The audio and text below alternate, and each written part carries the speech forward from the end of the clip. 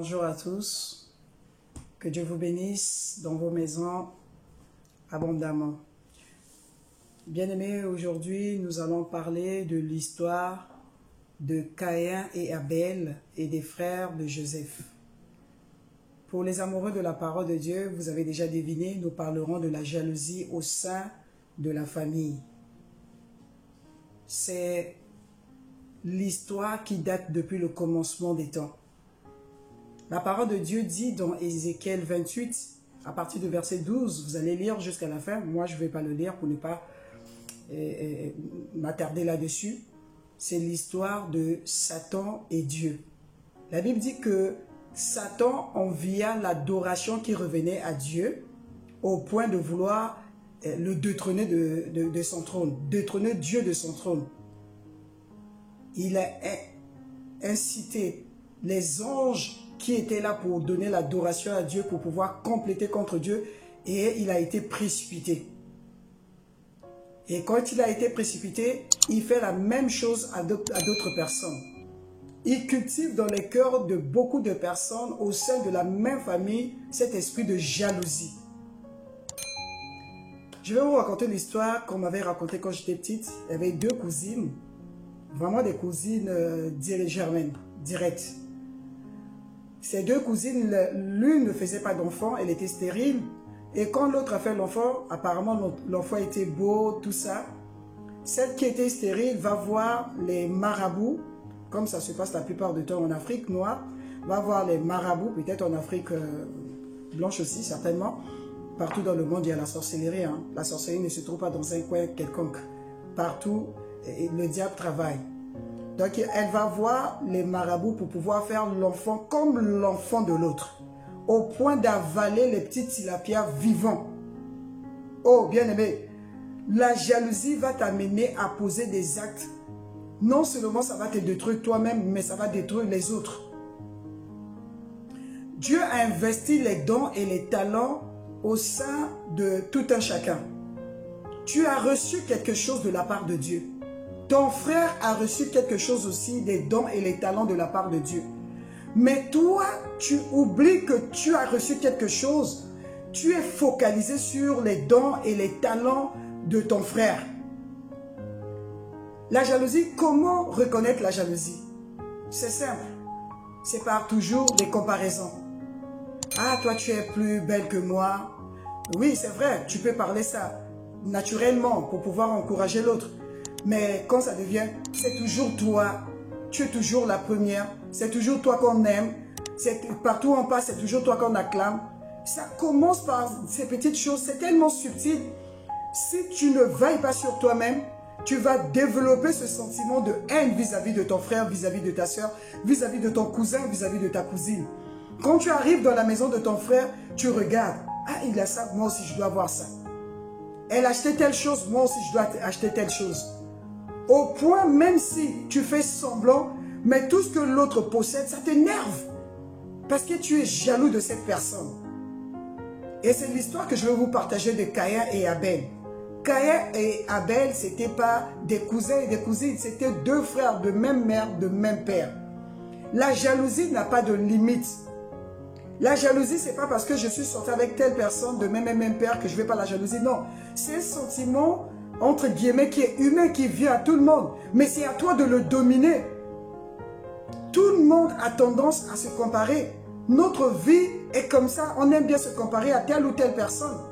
Si je me compare de toi, au fin de pouvoir copier tes bonnes actions, gloire à Dieu. Mais si je me compare pour pouvoir m'énerver contre toi, ça m'amène un jour à te mettre le poison, à te tuer, à te faire du mal. Parce que je ne suis plus moi-même. Et dans Genèse 4, nous allons le lire. Genèse 4, à partir de verset 4, c'est l'histoire de Abel et Caïn. Genèse 4, le verset 4. La parole de Dieu nous dit ceci. Et Abel, de son côté, en fit une des premiers-nés de son troupeau et de leur graisse. L'Éternel porta un regard favorable sur Abel et sur son offrande. Mais il ne porta pas un regard favorable sur Caïn et sur son offrande. Ne me posez pas la question de savoir pourquoi Dieu n'a pas porté les regards favorables. Je n'ai pas de réponse. Dieu, il est souverain, il fait ce qu'il fait. Il fait ce qu'il veut plutôt. Gloire à Dieu. Caïn fut très irrité et son visage fut abattu. Et l'Éternel dit à Caïn, pourquoi es-tu irrité et pourquoi ton visage est-il abattu? Certainement si tu agis bien, tu releveras ton visage. Et si tu agis mal, le péché se couche à la porte. Et ses désirs se portent vers toi. Mais toi, domine sur lui. Je reprends au B et dit, et si tu agis mal, le péché se couche à la porte. Le péché est en train de te solliciter. Ça veut dire que c'est un sentiment qui vient. Et si tu le laisses, il va dominer sur toi. Dieu va donner les conseils à Caïn. Il va dire, ce que tu fais n'est pas bien. Les sentiments que tu as dans le cœur, les motivations que tu as dans le cœur contre ton frère n'est pas bien. Parce que c'est Dieu qui sonde les cœurs et les reins. Dieu connaît avant que toi tu ouvres ta bouche pour parler. Il voit ce qui est au-dedans de toi. Dieu, il a vu ce qui était dans le cœur de Caïn contre son frère Abel. Il était déjà là en train de conspirer. Ah, tu vois, c'est toujours lui. Certainement, s'il n'était pas là, Dieu allait agréer mon offrande. À cause de lui, Dieu n'a pas agréé mon offrande. Il n'a pas cherché à savoir pourquoi Dieu a agréé l'offrande d'Abel. Qu'est-ce qui était de si spécial dans l'offrande d'Abel que Dieu ait apprécié? Voilà quelqu'un qui est humble. Mais pourquoi j'ai échoué? Pourquoi je n'arrive pas à faire telle chose? Je dois regarder les modèles. Je dois regarder les personnes qui arrivent. Je dois regarder les personnes qui réussissent dans tel ou tel domaine et je dois les copier. C'est vrai que je ne vais pas faire exactement, mais je dois quand même tirer des leçons, de pouvoir retirer quelque chose de positif dans leur manière de faire. Non. Caïn était aveuglé par les sentiments de comparaison. La jalousie l'a aveuglé au point de désobéir à Dieu. Parce que Dieu va le conseiller. Dieu va lui dire, le péché se couche à ta porte. Le péché est là au-dedans de toi. Ton cœur est ouvert au péché. Mais moi, Dieu, je te dis, domine. Tu peux dominer ce péché. Bien-aimé, tu peux aussi arrêter de jalouser ton frère et ta soeur. C'est possible aujourd'hui de regarder les dons et les talents que Dieu a mis dans la vie de ton frère comme une opportunité pour élever votre famille. C'est une grâce que Dieu a déposée dans votre famille afin de pouvoir faire du bien à tout le monde. Ne sois pas aveuglé. Ne sois pas aveuglé par ce sentiment amer, ce sentiment jaloux qui t'envahit au point de tuer l'autre. Le verset 8 nous dit ceci. Le verset 8 dit, cependant, Caïn adressa les paroles à son frère Abel. Il va commencer à conspirer. Mais quand ils étaient dans les champs, Caïn se jeta sur son frère Abel et le tua. Bien-aimé, si tu ne veilles pas sur ton cœur, si tu ne veilles pas sur les sentiments de jalousie qui t'envahissent, tu finiras par tuer ton propre frère. Tu vas tuer ton frère et en tuant ton frère, toi-même tu te tues. Parce que la suite, Caïn ne va plus rester. Dieu va le chasser du jardin d'Éden. Il ne va plus connaître la paix. Le jour que le sentiment envahit le sentiment de jalousie t'envahit, tu vas tuer ton frère même dans tes pensées, même si tu ne passes pas à l'acte bien-aimé. Mais dans les pensées, tu tues déjà ton frère. Tu n'es plus heureux parce que tu n'as plus ta vie. Tu ne vis plus la vie que Dieu a préparée pour toi. Tu es là à la longueur de journée à chercher des opportunités pour faire du mal. Si possible de conspirer, si possible de parler du mal de ton frère. Et même quand ton frère, Dieu lui a mis les dons, les talents peut-être pour faire le commerce, c'est pour votre propre bien. Tu vas détruire cela, tu voles de l'argent, tu gaspilles ces sous. Parce que dans ta tête et dans ton cœur, comme tu es jaloux, tu te dis c'est pour lui. Pourquoi moi je dois l'aider? Oh bien-aimé, sortons de cette vie. Sortons de ces comportements qui nous amènent nulle part. Nous avons encore l'histoire de notre bien-aimé Joseph. Nous allons le lire dans Genèse 37. Lisons la parole de Dieu dans Genèse 37. Nous allons lire aussi à partir de verset 4. La Bible dit ceci. Ses frères virent que leur père l'aimait plus que tous. Ah, ça commence toujours par ça. Mais pourquoi on l'aime plus que moi? Il ou elle a quoi de spécial que moi? Pourquoi c'est toujours lui? Pourquoi? Et ils le virent en haine. Ils le prirent en haine. Ils ne pouvaient lui parler avec amitié. Bien-aimé, quand tu es jaloux de quelqu'un, tu ne peux pas lui parler avec amitié. Tu ne peux même pas faire les éloges de cette personne. Même quand cette personne fait des choses qui sont bien, tu ne peux même pas encourager les autres. Parce que la Bible dit, c'est de l'abondance du cœur que la bouche parle. Mais quand ton cœur est rempli de la jalousie, tu ne peux pas faire sortir des bonnes choses pour ton frère. Même si tout le monde venait acclamer ton frère, toi tu ne peux pas. Tu lui prends toujours en grippe. Il est toujours une cible pour toi à atteindre, à abattre. Au verset 8, la Bible dit, ses frères lui dirent, est-ce que tu régneras sur nous? Parce qu'il a eu un rêve, il a eu des songes. Est-ce que tu nous gouverneras? Et ils le haïrent encore davantage à cause de ses songes et à cause de ses paroles. 18. Ils le virent de loin et avant qu'il fût près d'eux, ils complétèrent de le faire mourir. Ils se dirent l'un à l'autre, voici le faiseur de songes qui arrive. Venez maintenant, tuons-le et jetons-le dans une des citernes. Nous dirons qu'une bête féroce l'a dévoré et nous verrons ce que deviendront ses songes. Oh! Voici comment ce sentiment t'amène jusqu'à tuer ton propre frère. Tu vas commencer à comploter contre ton propre frère. On va voir les dons. Elle fait le malin à cause de ses dons. Elle fait le malin à cause de telle ou telle chose. Elle se prend pour qui? C'est elle la plus belle de la famille. C'est toujours elle qui réussit dans tel ou tel domaine. Nous allons compléter contre elle. Nous allons tuer. On va voir. Qu'adviendra-t-il de ses rêves? Mais vous avez oublié que ces dons et les talents que Dieu a déposés dans la vie de Joseph, les dons et les talents que Dieu a déposés dans la vie de telle ou telle personne dans ta famille, c'est pour votre bien. Si Joseph n'avait pas ces talents, il ne deviendrait pas le premier ministre en Égypte. Il ne deviendra pas le gouverneur d'Égypte. Grâce à Joseph, la famille de Joseph est sortie de la famine qui a frappé leur pays. Si Dieu avait permis que eux, ils tuent leur frère Joseph, ils devaient mourir. Toute la famille devait mourir de la famine, comme les autres sont morts, sont décédés de la famine. Bien-aimé, regarde bien. Est-ce que mon frère, c'est quelqu'un, si aujourd'hui Dieu le bénit, il ne va pas nous épauler? Et même s'il ne nous épaule pas, moi aussi j'ai reçu quelque chose de la part de Dieu. Peut-être mon frère, il a reçu 10 talents, 5 talents, 4, je ne sais pas. Moi, j'ai reçu un seul talent, mais je dois fructifier ce talent.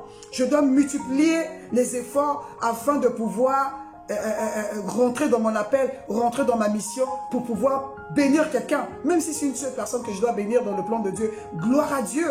Mais je ne dois pas focaliser ma vie sur mon frère parce qu'il a plus que moi. Les frères de Joseph, si Dieu avait permis seulement que Joseph meure, comme ils avaient comploté, ou ceux qui ont acheté Joseph le tuent sur la route, mais il devait mourir. Joseph n'allait pas leur sauver de la famine. Je viens t'apporter une bonne nouvelle. Bien-aimé, les dons et les talents que Dieu a déposés dans la vie de ton cousin, dans la vie de ton frère, dans la vie de ta soeur, dans la vie de ton père, de ta mère, de ton fils, de ton enfant, c'est pour le bien de la famille. Dieu élève toujours quelqu'un. Dieu élève toujours quelqu'un dans la famille. Dieu positionne toujours quelqu'un dans la famille pour pouvoir faire du bien à tout le monde. Ne pense pas que les biens, les dons et les talents que Dieu a déposés dans la vie de ton frère, dans la vie de ta soeur, c'est pour te piétiner. Non, c'est pour ton propre bien, bien-aimé. Et je vais lire en conclusion les Actes des Apôtres 7. Actes des Apôtres 7. Le verset 9 dit ceci. Les patriarches jaloux de Joseph le vendirent pour être emmené en Égypte. Mais Dieu fut avec lui et le délivra de toutes ses tribulations. Il lui donna de la sagesse et lui fit trouver grâce devant Pharaon, roi d'Égypte, qu'il établit gouverneur d'Égypte et de toute sa maison. Alléluia. Je viens dire à quelqu'un qui subit la jalousie de ses frères, qui subit la jalousie dans sa famille. Dieu, si Dieu est avec toi, peu importe la jalousie au sein de ta famille, tu rentreras dans ta destinée. Ce n'est pas moi qui le dis, c'est la parole de Dieu dans Acte 7 que nous venons de lire. Dieu a préservé la vie de Joseph parce qu'il y avait une mission qu'il devait accomplir. La Bible dit que Dieu était avec Joseph. Joseph a gardé les commandements de Dieu. Même quand il était dans la maison de Potiphar, la femme de Potiphar a sollicité Joseph pour coucher avec lui. Joseph n'a pas péché. Bien-aimé, si tu gardes les commandements de Dieu, si tu veilles sur ta marche, si tu veilles sur les principes même que Dieu t'a donnés, tu veilles sur les dons et les talents aussi, tu fructifies les dons et les talents que Dieu t'a déposés, Dieu sera avec toi et tu rentreras dans ta destinée au nom de Jésus-Christ de Nazareth. Peu importe la jalousie de tes frères, peu importe les complots qu'on fait, peu importe les conspirations, peu importe le nombre de poisons qu'on va mettre dans tes verres, dans ta nourriture, Dieu trouvera le moyen par lequel tu sortiras de là parce que tu as une mission à accomplir. Oh, ces frères, la suite, ils ont été humiliés. Le jaloux sera toujours humilié dans ta famille, je le déclare au nom de Jésus-Christ de Nazareth. Les jaloux vont toujours être humiliés. Dieu va trouver le moyen pour les humilier. Toi qui passes la longueur de journée à humilier tes frères et tes sœurs, je déclare que tu seras humilié au nom de Jésus-Christ de Nazareth.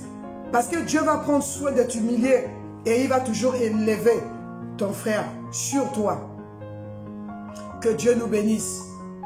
Sortons de ces choses qui nous aveuglent. Aujourd'hui, c'est la première partie. Nous avons parlé de la jalousie au sein de nos familles. Demain, nous allons parler de la jalousie au sein de la société et de l'Église. Et nous allons, le troisième jour, nous parlerons de l'orgueil. Parce que les trois vont de pair. Ces trois thèmes sont liés. Et Dieu m'a mis à cœur de parler de ces trois thèmes. Aujourd'hui, nous avons parlé de la jalousie au sein de la famille. Demain, nous parlerons de la jalousie au sein de l'Église et de la société. Après-demain, nous parlerons de l'orgueil. Mais je vous en conjure par les compassions de Christ. Sortez de ces choses qui nous amènent nulle part.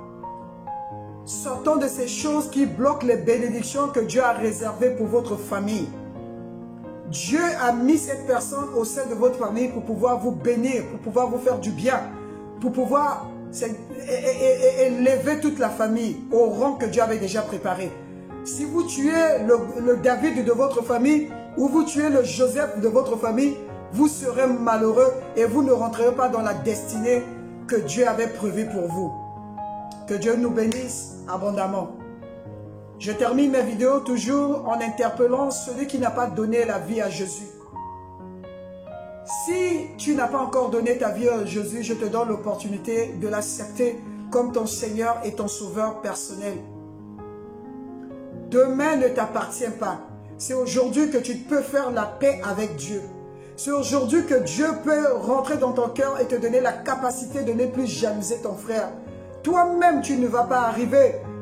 Peut-être tu essaies de dominer de toi-même avec tes propres forces, mais tu n'y arrives pas. Parce que c'est le Saint-Esprit en nous qui nous donne la capacité de vaincre le péché. Le Saint-Esprit te donne la capacité de dominer la chair.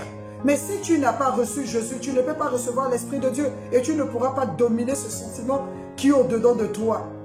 Alors donne ta vie à Jésus. Reçois-le comme ton Seigneur et ton Sauveur. Que Dieu nous bénisse. Je vais prier. Seigneur Dieu de gloire, je te dis merci pour ces moments. Merci parce que tu nous enseignes pas pour nous condamner.